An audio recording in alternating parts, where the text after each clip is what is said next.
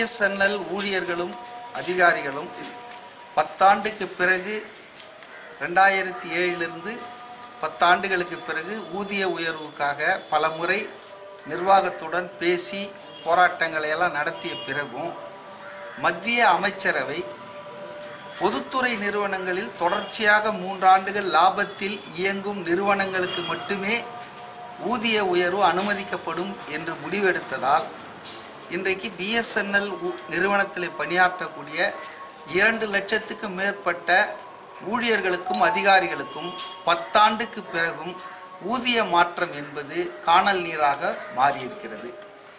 அதே போல அதாவது தேவையும் இல்லாமல் நியாயமும் இல்லாமல் அமெரிக்க தனியார் நிறுவனத்தையும் இந்திய சில தனியார் தொலைத்தொடர்பு நிறுவனங்களையும் ஊக்கப்படுத்துவதற்காக உதவுவதற்காக பிஎஸ்என்எல் தன்னுடைய கோடானு கோடி நிதியை செலவு செய்து நாடு முழுவதும் நிர்மாணித்திருக்கிற 66,000 மொபைல் சேவைக்கான டவர்களை பிஎஸ்என்எல் நிறுவனத்திலிருந்து கட்டுப்பாட்டிலிருந்து பிரித்தெடுத்து தனியாக ஒரு நிறுவனமாக அதை மாற்றும் மத்திய அரசின் முடிவை கைவிட வேண்டும் என்றும் 2 கோரிக்கைகளை வலியுறுத்தி பல கட்ட பேச்சுவார்த்தைகளுக்கு பிறகு டிசம்பர் 12, 13 தேதிகளில் நாடு தழுவிய வேலை நிறுத்தத்தை நாங்கள் நடத்தினோம்.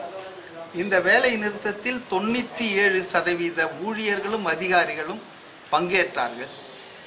இதில் ரொம்ப எங்களுக்கு கவலை அளிக்கிற விஷயம் என்னவென்றால், வேலை நிறுத்த நோட்டீஸ் கொடுத்து 1 மாதத்துக்கு பிறகுதான் இந்த 2 நாள் வேலை நிறுத்தத்தை நாங்கள் செய்தோம். வேலை நிறுத்தத்திற்கு முன்பும் வேலை நிறுத்தம் நடந்த பிறகும் அல்லது 2 நாட்கள் வேலை நிறுத்தத்தை நாங்கள் முடித்த பிறகும் கூட அரசோ நிர்வாகமோ எங்களுடன் எங்கள் கோரிக்கைகளை பற்றி எந்த விதமான பேச்சுவார்த்தையும் நடத்த முன்வராதது ஒன்றுபட்ட தொழிலாளிகள் அதிகாரிகளின் போராட்டத்தை அவமானப்படுத்துவதாக நாங்கள் கருதுகிறோம். ஆகவே அடுத்த கட்ட போராட்டத்திற்கு செல்ல வேண்டிய ஒரு நிர்பந்தம் இன்னைக்கு உருவாகியிருக்கு.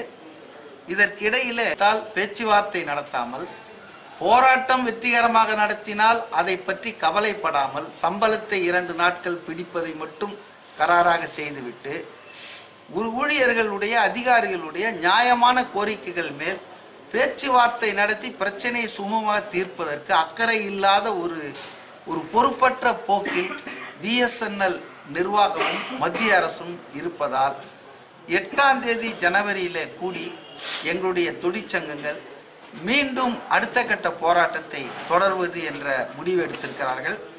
அந்த அடிப்படையில் ஜனவரி 30ஆம் தேதியிலிருந்து நாடு முழுவதும் விதிப்படி வேலை ஒர்க் அக்கார்டிங் டு ரூல் 2.5 லட்சம் ஊழியர்களும் அதிகாரிகளும் ஒர்க் அக்கார்டிங் டு ரூல் விதிப்படி வேலை செய்வது என்ற இயக்கத்தை துவக்க இருக்கிறோம்.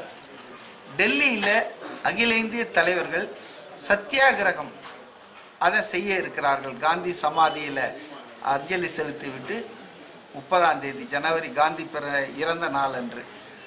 அப்போ அடுத்த கட்ட போராட்டமாக பிஎஸ்என்எல் நிறுவனத்திலே பணியாற்றக்கூடிய அத்துணை அதிகாரிகளும் தொழிலாளர்களும் ஜனவரி 30 முதல் 2ஆம் கட்ட போராட்டத்தை துவக்க இருக்கிறோம். எங்களை பொறுத்த